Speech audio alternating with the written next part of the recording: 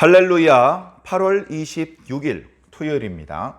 사도행전 말씀 27장 1절부터 12절까지 말씀을 읽고 은혜 나누도록 하겠습니다.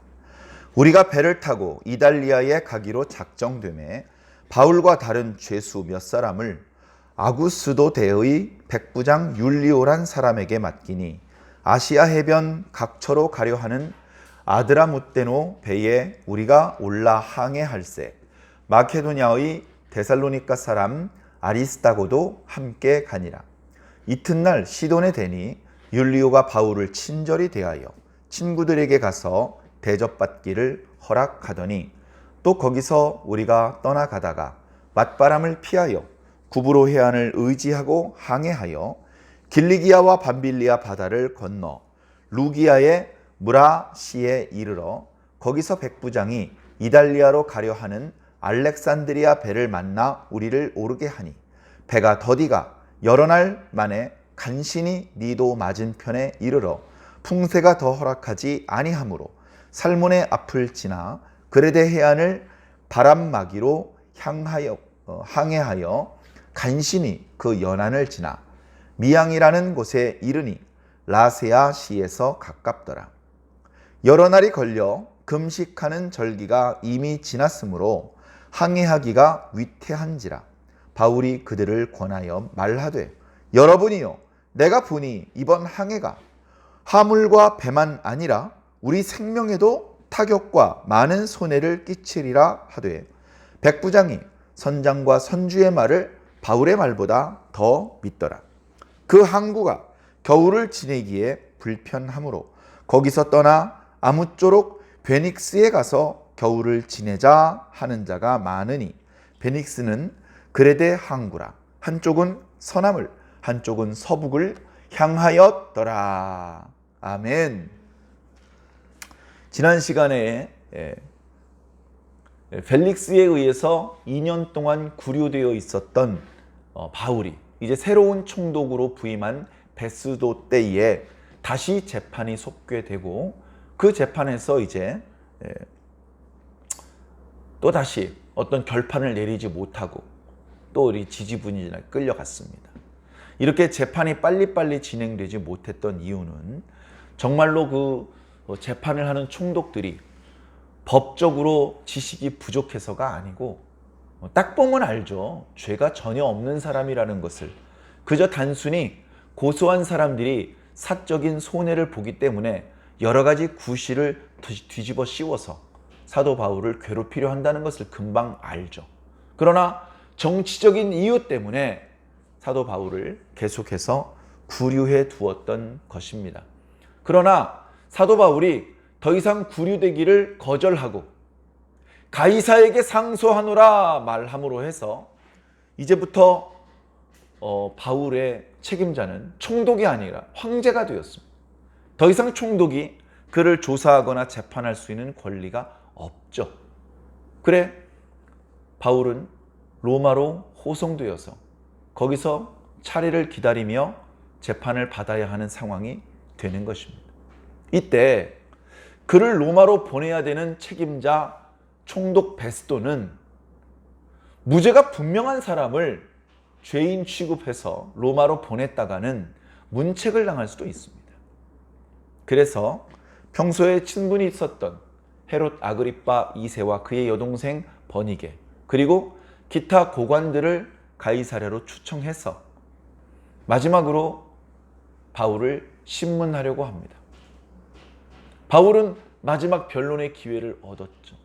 자신의 변론을 들어주는 사람들은 유대인들은 아니었습니다만 대부분 로마인이었습니다만 그들에게 담담하게 있었던 그대로 이야기를 합니다. 고소하는 유대인들이 있었다면 또 그들의 고소 내용에 반론을 제기해야 했겠지만 지금 이제 그런 상황이 아니기 때문에 있었던 대로 얘기를 하는 것이죠. 여러분, 저는 예나 지금이나 하나님께서 우리 조상들에게 약속하신 말씀이 이루어지기를 간절히 소망하는 사람입니다. 저는 전혀 변화가 없습니다. 물론 과거에는 그 하나님의 말씀을 오해하여서 예수 믿는 사람들을 결박하고 옥에 넘겨주었지만 정작 예수 그리스도, 죽었다가 다시 살아나신 예수 그리스도를 만났을 때에 자신이 어리석었고 자신이 영적으로 소경이나 다름이 없었다는 것을 깨달았습니다. 자신의 죄를 용서하시고 자신을 이방인의 사도로 삼으신 주님의 은혜가 너무 커서 저는 지금까지 부지런히 하나님의 뜻을 알리고 하나님의 뜻대로 살 것을 권하는 그런 일을 하고 있었습니다. 그런 이야기를 하는 것이죠. 그랬더니 베스도가 그 변론을 중간에 끊습니다. 야야 그만해라. 내가 보니까 바울 그렇게 안 봤는데 너 미쳤구나. 내가 보니까 너의 많은 학문이 너를 미치게 한 것 같다. 바울이 얘기합니다. 아닙니다. 저는 미친 게 아닙니다. 제가 지금 하는 말이야말로 참되고 온전한 정신으로 하는 말입니다. 아그리빠 왕이시여, 당신은 유대인의 문화를 잘 아시지요? 그리고 예수 그리스도의 사건도 잘 알고 계시질 않습니까? 이 사건은 저 구탱이에서 일어난 일이 아니고 모든 사람이 알도록 공개적으로 일어난 사건입니다. 예수님의 죽음과 부활과 승천은 공개적으로 일어난 사건이라는 거죠. 예수님을 믿는 극소수 몇몇 사람만 아는 것이 아니고 그냥 그 주변에 살고 있는 사람이라면 누구나 다 알고 있는 그런 내용이라고 증언을 했습니다. 아그리빠 왕이 손사래를 칩니다. 그만해라. 네가 적은 말로 나를 권하여 그리스도인이 되게 하려는구나. 조금만 더 밀었으면 꽈당하고 넘어졌을 텐데 안타깝게도 아그리빠는 변론을 더 허락하지 않았습니다. 신문은 거기서 중단되었습니다. 그를 신문하기 위해서 모였던 고관들은 일어나서 퇴장했습니다. 퇴장하면서 자기들끼리 얘기를 하는 것이죠. 우리가 보니까 저 사람은 결박을 하거나 매질을 하거나 뭐 그럴 만한 잘못이 없는 것 같은데 이게 일관된 결론입니다. 천부장 루시아도 그랬고 펠릭스도 그랬고 베스도도 똑같은 결론을 말할 수밖에 없습니다. 그러나 어떻습니까? 유대인들의 손에 잡아 암살을 당하지 않기 위해서 바울이 가이사에게 호소를 했고 곧바로 오늘 말씀부터 바울의 가이사행 이야기가 나타나고 있습니다. 막 어느 지역에서 회당에서 전도를 했고 유대인이 박해를 해서 떠났고 어떤 병자를 고쳐주었고 막 그런 얘기가 재밌는데 이제 오늘 말씀에 그런 상황은 아닙니다. 완전히 손발을 꽁꽁 묶인 상태는 아닌지 모르지만 어찌되었건 바울은 죄인의 신분입니다. 죄인의 신분으로 로마로 호송되는 상황입니다. 백부장 율리오라는 사람이 바울의 호송을 책임지고 있습니다. 백부장이라는 의미가 뭐냐? 그 죄수들이 도망가지 않도록 100여 명이나 되는 그런 로마 병사들과 함께 움직인다는 겁니다. 바울 한 사람만을 호송하는 것은 아닌 것 같습니다. 몇몇 죄수들을 함께 로마로 호송하는 그런 상황입니다. 빨리 가기 위해서 배편으로 가기로 했습니다. 이제 로마 시민권자하고 가이사에게 호소했기 때문에 관련된 경비는 정부에서 지출을 할 것입니다.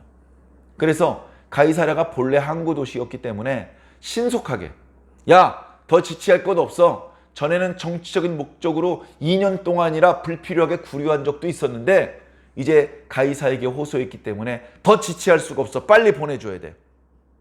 그래서 백부장 율리오라는 사람이 이제 바울의 책임자가 되었습니다. 그리고서 배에 오릅니다.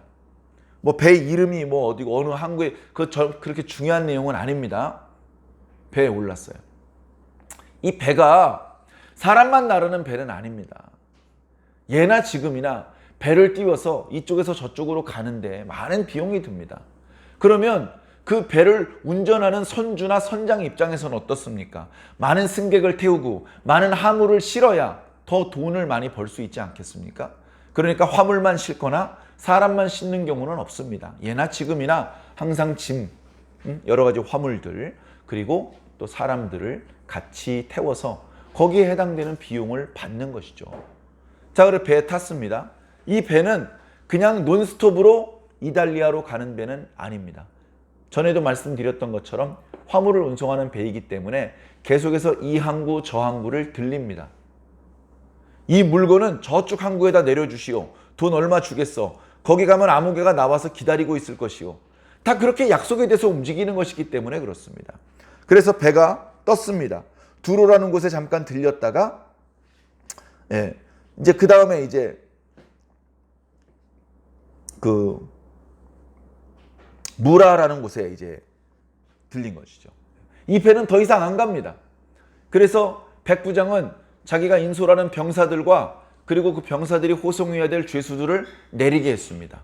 내리고서 이제 이달리아, 로마로 가는, 로마 가까운 항구까지 가는 그런 배로 바꿔서 탄 것이죠. 다행인 것은 이 율리오라는 사람이 백부장, 그러니까 요즘 군대에서 중대장쯤 되는 사람인데, 이 율리오라는 사람이 바울을 이렇게 너그럽게 대해줍니다. 친절하게 대해줍니다. 죄수라고 욕하고 때리고 채찍질하고 결박하고 그게 아니고 신사스럽게 대해주는 것이죠. 그렇게 해주었던 이유는 로마 시민권자이기 때문이기도 하고, 딱 보니까 자기보다 나이도 많이 든 사람 같고 도망칠 수 있는 사람이 아닌 것 같고, 그래서 죄수의 신분으로 로마로 가고 있는 동안에 이제 전에 이제 데살로니가에서 예루살렘에 갈 때 동행했던 아리스다고라는 사람도 같이 갈 수 있도록 해줍니다. 아마도 사도 바울이 이미 어딘가 이제 몸이 불편한 부분이 있었을 거예요. 몸이. 그럼 어떻게 됩니까? 말동무도 필요하고요. 어디 움직일 때 부축도 해줘야 됩니다. 특히 배를 탈 때요. 든든한 철근 콘크리트 된 계단으로 올라가는 게 아니에요. 끼딱끼딱 흔들리는 널판지 같은 거 밟고 올라가는 겁니다. 그러다 보니까 얼마나 위험하고 불편합니까? 그래서 아마 이 아리스다고라는 사람이 이번 여행이 얼마나 위험해질지 항상 불안하고 위험할 수밖에 없는 여행인데도 불구하고 사도 바울이 내가 당신을 도와드리겠습니다. 내가 당신과 함께 로마에 가겠습니다. 가는 동안에 제가 당신을 부축하겠습니다. 가는 동안에 제가 당신을 지켜드리겠습니다. 그렇게 이제 따라 나선 것이죠. 그리고 율리오라는 사람 그걸 허락해 줍니다. 그리고 두로에 내렸는데 거기서 친구들에게 접대를 받을 수 있도록 허락을 해줍니다. 두로에 믿는 형제들이 많이 있을 것 아닙니까? 거기서 화물을 내리고 새롭게 화물을 싣고 하는 동안에 시간이 걸립니다. 그래서 다음날 출발하고 그럴 수 있습니다. 도망갈 것 같지가 않으니까 병사 몇 명 붙여가지고 밖에 나가서 친구들이랑 맛있는 거 먹고 와도 된다. 이 허락을 해준 것이죠. 제수들에게 그렇게까지 허락해 준 것은 크게 선심을 쓰는 것입니다. 어쩌면 하나님께서 바울을 불쌍히 여기는 마음이 그 이방인 율리오라는 사람을 통해서 드러난 것인지도 모릅니다. 자, 그렇게 어쨌든 하룻밤 편하게 쉬었습니다. 형제들이 제공해 주는 음식을 먹으면서 힘을 냈습니다. 이제 또다시 이달리아 쪽으로 가는 배를 타야만 했습니다. 그리고서 이제 그 배가 출발을 하는데 이상하게 이 배는 이달리아 쪽으로 쭉쭉 뻗어나가지 못합니다. 여러 가지 이유가 있겠죠. 성경에 다 표현하고 있지는 않습니다만 여러 가지 이유가 있을 것입니다. 근데 결과적으로 뭐냐? 원래 가려고 했던 일정보다 자꾸 시간이 늦어지면서 그 사이에 계절이 바뀝니다. 이제 가을이 깊어지고 겨울이 되려고 합니다. 그러면서 그쪽 지역에 부는 바람의 방향이 바뀌기 시작을 합니다. 바람의 방향이 어떻게 해야 되느냐? 남풍이 불어야 돼요. 남풍. 남동풍이 불어서 배를 이탈리아 쪽으로 밀어줘야 됩니다. 그러면 순풍의 돛담배가 되어서 쭉쭉쭉 나갈 수가 있겠죠. 근데 반대로 방향이 북서풍이 붑니다.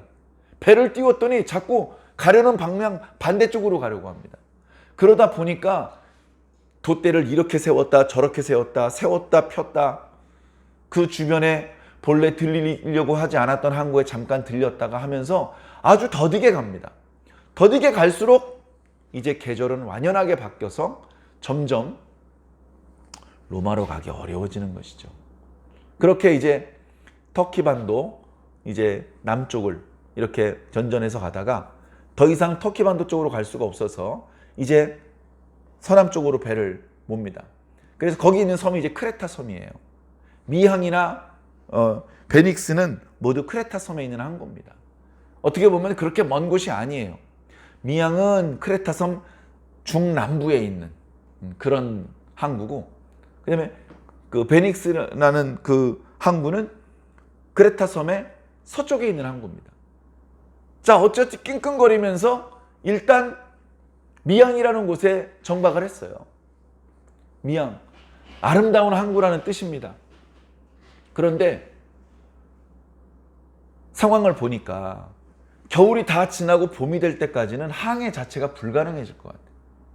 항해가 안 되는 그런 계절이 있습니다. 그 특정 지역에 특정한 바람과 파도와 뭐 그런 것들이 자주 부는 그런 계절이 있어요. 그러면 천하 없어도 항해 못 하는 거예요. 그래서 바울이 죄수 신부님인데도 불구하고 율리오에게 얘기를 합니다. 이보시오 백부장, 내가 보니 무리에서 항해를 더 했다가는 이 배와 여기 싣고 있는 화물만 손해를 볼 것이 아니라 여기 타고 있는 사람들의 생명도 손해를 볼 것 같소. 그러니 무리하게 항해하지 말고 여기서 겨울을 나는 것이 좋을 것 같소. 그렇게 건의를 했습니다. 그런데 율리오가 조금 전까지는 친절을 베푸는 것 같더니 바울의 말을 영 들어주질 않습니다. 말씀을 보면 율리오가 선장과 선주의 말을 더 믿었다라고 말합니다. 선장과 선주가 누굽니까?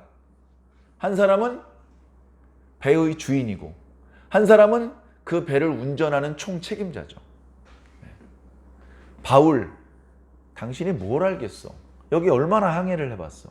여기 이 사람들은 이 배 주인이고 배에 대해서 잘 알고 이쪽 지역에 이 계절에도 많이 항해를 했던 경험이 있는 사람이요. 그러니 바울 선생 좀 조용히 하시오. 해가지고 선장과 또 선주 그리고 거기 이제 관계된 사람들하고만 의논을 해서 결정을 하는데 로마까지 가는 건 무리입니다. 그런데 여기 미양은 마을이 작아서 겨울을 보내기 불편하니 조금만 더 가면 베닉스라는 항구가 나옵니다. 거기는 겨울을 지내기 아주 넓고 편안합니다. 조금만 더 가면 되니까 거기서 겨울을 납시다. 그럽시다. 그렇게 이야기하는 것으로 오늘 말씀이 끝이 나요. 이어지는 말씀을 보면 이제 그들이 원하는 대로 되지 않습니다. 사도 바울의 충고를 무시한 비싼 대가를 치르게 됩니다. 자, 오늘 말씀을 통해서요. 우리가 세상에 살고 있지 않습니까? 우리 주변에 하나님을 믿는 사람도 있고요. 믿지 않는 사람도 있어요. 하나님을 믿는 사람하고는 우리가 어떻게 지내야 되겠습니까? 형제처럼 지내야 됩니다. 가족처럼 지내야 됩니다. 어떻게 하면 힘을 모아서 어떻게 하면 주님을 더 기쁘시게 해드릴 수 있을까? 주님께서 좋아하시는 열매를 어떻게 하면 더 많이 맺을 수 있을까? 그런 것들을 고민하고 연구하고 힘을 모으고 기도하고 믿는 형제들하고는 그렇게 해야 되죠. 믿지 않는 형제하고는요. 절교하고 얼굴도 쳐다보지 않고 밥도 같이 먹지 말고 그렇게 담 쌓고 지내야 되나요? 아니죠. 할 수만 있으면 모든 사람들과 더불어 화평하게 지내라. 사이좋게 지내라. 그렇게 사이좋게 지내다가 그 불신자 중에 다만 몇 사람이라도 그리스도께로 돌아오는 수가 있다. 그 믿지 않는 사람하고도 친절하게 지내야 됩니다. 그 믿지 않는 사람들과 믿는 사람들 중에 하나님의 소유는 어떤 사람들입니까? 모두 하나님의 소유입니다. 하나님께서는 그 믿는 자를 통해서 나를 도와주실 수도 있고 그 믿지 않는 사람을 통해서도 나를 도와주실 수 있습니다. 지금 사도 바울 곁에 사도 바울을 도와주는 믿는 자가 누가 있습니까? 아리스다고 한 명밖에 없어요. 아리스다고. 자세히 말씀을 읽어보면 아마도 누가가 같이 가고 있는지도 모르겠습니다. 오늘 말씀 1절에 우리가 라고 말하는 걸 보면 누가도 같이 동행하고 있는지 모르겠어요. 그러나 몇 명 안 돼요. 그 배에 타고 있는 수백 명이 다 믿지 않는 자들입니다. 믿지 않는 사람들이 우리 주변에 더 많아요. 그런데 그 믿지 않는 자들을 통해서 저를 도와주시고 저를 위로해 주시고 저에게 힘을 주실 때가 많아요. 저는 그런 걸 많이 겪었어요. 사도 바울도 마찬가지입니다. 유대인들한테 얻어 터질 때 누가 지켜줬습니까? 로마 천부장 루시아가 지켜주지 않았습니까? 뜻밖의 사람들이 공회에 서 있어서 난처한 상황이 됐을 때 누가 편들어줬습니까? 바리새인들이 도와줬잖아요. 누가 어떤 상황에 나의 도움이 될지 몰라요. 그러니까 평상시에 항상 좋은 사람으로 좋은 관계를 맺으면서 살면 좋겠습니다. 자, 그러나 때때로 세상을 통해서 하나님께서 우리를 도와주시고 위로해 주시고 필요한 것들을 공급해 주실 때도 있지만 세상을 믿으면 안 됩니다. 사람들을 통해서 나에게 용기를 주세요. 참 감사한 일이죠. 그런데 그 사람을 믿으면 안 돼요. 서로 사랑하고 도와야 되죠. 그러나 우리가 믿어야 되는 건 오직 성삼위 하나님밖에 없습니다. 목사님, 성도 믿으면 안 돼요. 성도들, 목사님 믿으면 안 돼요. 불신하고 욕하고 다니란 뜻이 아니고 진짜 믿어야 될 대상은 하나님, 예수님, 성령님이라는 말씀을 드리는 거예요. 그 나머지는 다 형제예요. 든든한 버팀목처럼 서로 도움을 주고받을 수도 있지만 그 사람이 멸망할 수도 있어요. 아무개 집사님이 있어요. 내가 어려울 때 큰 힘이 되어줬어요. 기도도 해줬어요. 모르는 말씀도 가르쳐줬어요. 그런데 시간이 많이 지나서 그 집사님이 이단에 빠졌어요. 그럼 나도 이단에 빠져야 됩니까? 그 집사님이 도와준 게 고맙죠. 그러나 그 집사님이 영적으로 죽을 때, 멸망할 때 그 집사님 믿고 같이 멸망하면 안 된다는 겁니다. 믿을 건 하나님밖에 없습니다. 믿을 건 예수님밖에 없습니다. 믿을 건 성령님밖에 없습니다. 바로 그 하나님, 예수님, 성령님이 그 신자와 불신자를 통해서 나를 위로해 주시고 도와주셨던 거예요. 그래서 우리는 2번 감사해야 됩니다. 나를 도와준 사람한테 아이고 선생님 감사합니다. 그에게 고맙다고 하고 그를 통해서 나를 도와주신 하나님께 감사해야 되는 것이죠. 감사도 2번, 회개도 2번 해야 됩니다. 선생님 죄송합니다. 하나님 죄송합니다. 2번 해야 되는 거예요. 사랑하는 성도 여러분, 우리가 바울과 똑같지는 않습니다만 우리에게도 여러 가지 어려운 상황이 있을 수 있습니다. 그러나 낙심하지 않으시기 바랍니다. 우리의 기도를 듣고 계십니다. 우리를 위해서 믿는 자를 통해서도 믿지 않는 자를 통해서도 우리를 도와주십니다. 우리가 어리석게 지금 당장 나를 도와주는 그 사람을 믿을 것이 아니라 주님을 믿는다면 주님께서는 계속해서 새로운 방법으로 우리를 도와주실 것입니다. 영적으로 깨어있는 사람은 느낄 것입니다. 야, 저 사람을 통해서 도와주시더니 이번엔 이 사람을 통해서 도와주시네. 앞으로 또 누구를 통해서 나를 도와주실까? 할렐루야, 하나님 감사하다. 하나님 전능하시구나. 하나님 살아계시구나. 내 기도를 들으시는구나. 나에게 뭐가 필요한지 아시는구나 라고 우리는 고백하면서 우리의 신앙을 계속 이어나갈 수 있을 것입니다. 사랑하는 성도 여러분, 오늘도 우리를 도우시는 주님의 은혜를 깨닫고 주님께 감사하시기를 예수님 이름으로 간절히 축원합니다. 아멘.